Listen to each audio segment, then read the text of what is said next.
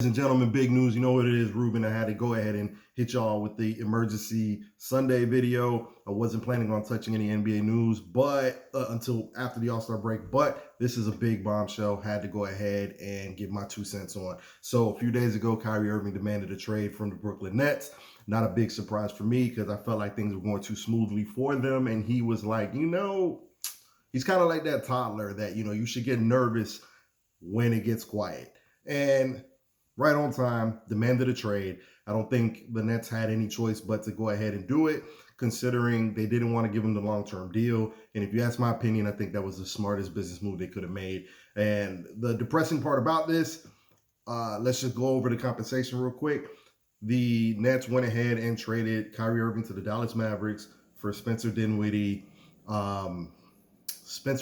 Dorian Finney-Smith, a first-round pick, in a few seconds, I believe. Now, this is kind of, in my opinion, sad on both parts, and let's go over why. So, for the Nets, you want to talk about getting such little back for a guy that was once perceived to be a superstar talent, and he is a superstar talent, but in terms of he's not what you're looking for in a superstar that you want to lead your team, right? The aspirations were to win a championship, and they've barely been out of the first round. They're one of the biggest disappointments, one of the biggest disappointing super teams to have formed in recent memory. Now, a lot of that has to do with Kyrie Irving's non-committal approach to basketball. So if you guys know Kyrie Irving, every year he's going to find a way to miss somewhere between 20 to half the season, 20 games to half the season.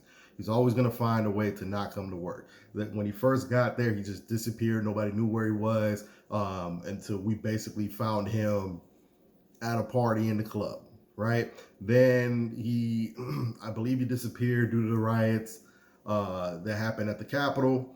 And then it's just always something. And then earlier this year, the whole ordeal with the video that was on Amazon that he kind of retweeted and whatnot. So now here we are. He demands a trade. They had no choice but to go ahead and acquiesce to the trade because he had no more years left on the contract. So it was either trade him or risk losing him for nothing, which makes all the business sense in the world because you don't want to lose an asset like that for nothing. Especially considering that even if you lose him, I'm pretty sure they're over the cap anyway, as long as KD is on the roster. And so it just made business sense. So that's why it's sad for the Brooklyn Nets in that they got such little return. Spencer Dinwiddie, good player. I like Spencer Dinwiddie. I like Dorian Finney-Smith a lot. Do I think that with a healthy Kevin Durant that the Nets are still at least a championship contender? I do. I think they have enough talent on that roster. I think Kevin Durant's that big a deal of a superstar. I like Dorian Finney-Smith. He's exactly what you want in a 3-and-D guy. He's long. He can shoot the ball, play good defense, rebound. He does a lot of the dirty work. And you add him to a team that already has Royce O'Neal. Now they're pretty long on the wings. That gives you much needed depth. Spencer Dinwiddie, big point guard, can play the actual point guard position and score. Gives you a lot of what you're missing in Kyrie Irving. And he can't score, obviously, like Kyrie Irving, but he gives you more of a true point guard. My big question would be is what do you do with Ben Simmons? And I can't tell that Ben Simmons is much even of a factor the way he's missing games. So I think you basically, well, we're in positionless basketball, but I think at this point, Ben Simmons is probably going to be your power forward or small ball five in whatever lineup they roll out there. Now on the Dallas Mavericks side, the reason I think it's sad for them is because while I think value for value, they got to steal, but you got to come up off of a big time contract to give to Kyrie Irving for this to even make sense. If you made that deal and didn't intend to sign him long term, I can't imagine how that bodes well for you, not just as a business, but as a team in general. Now,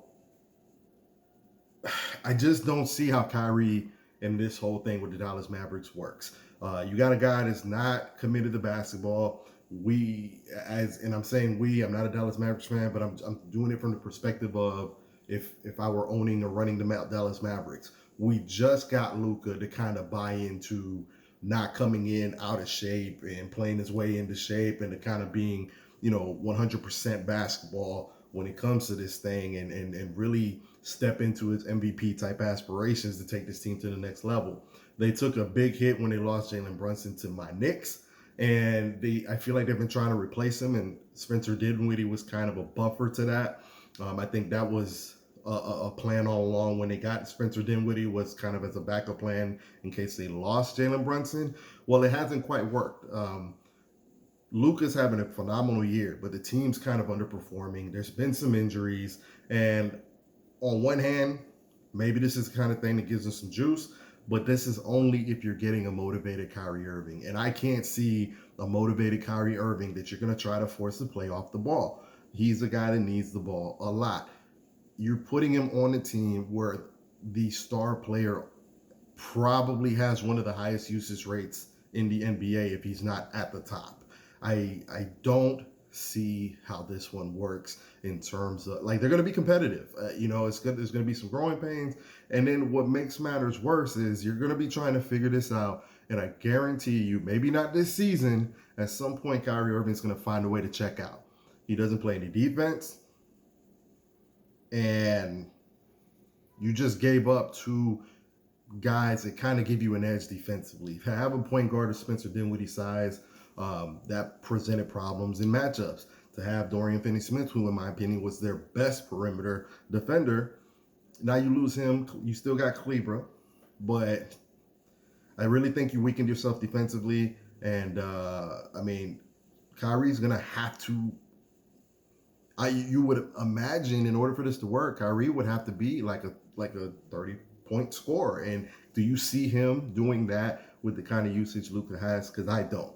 So I don't think this works out in the long run. Maybe they have an idea that, we could always flip them to the Lakers in their back pocket. And then, mind you, at the very least, in terms of draft picks, they didn't give up too much. I was wondering what the first round pick was, considering that the Knicks own the Mavericks first round pick this year, but it's protected. So, if you know anything about protections, you can't trade a pick that's going to be held for backup in case, for instance, it's top 10 protected. If they were to fall in the top 10, they would keep that pick, but that means next year the pick would belong to the Knicks.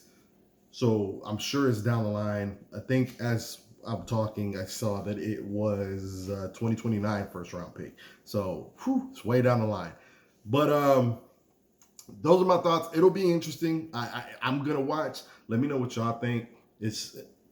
At least it gives the NBA some much needed juice. The West is kind of a crapshoot, so you never know. But I just don't foresee this working in the long term, and I don't see their personalities jiving. Just my thoughts.